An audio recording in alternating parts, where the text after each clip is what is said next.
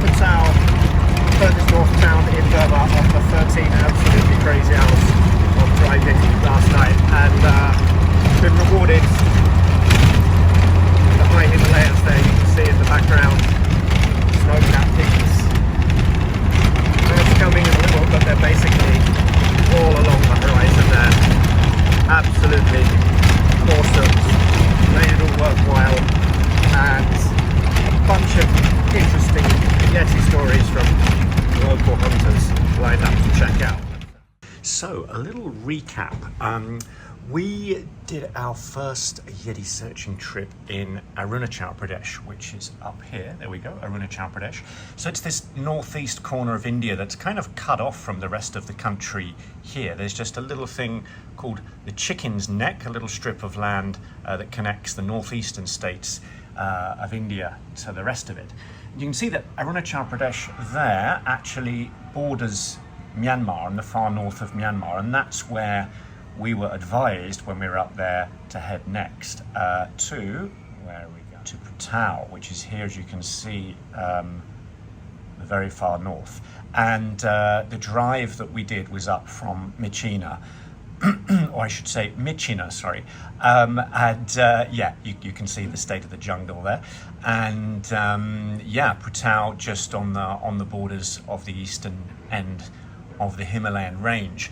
So, you know, most Yeti stories you hear about are like Nepal, Bhutan, Myanmar really not so much. So I started then doing a bit of research.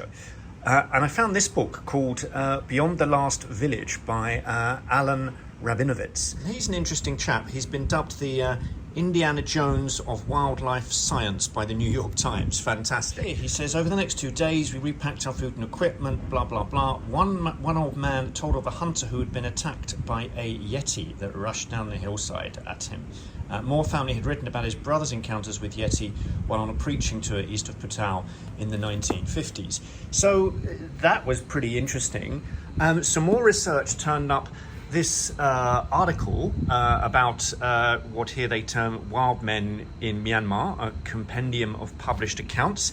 And this is, I mean, this is a kind of scientificity, yes, sounding real smart, a kind of scientific-y, even then, article. I mean, there's references and everything at the back, the kind of thing Richard would love.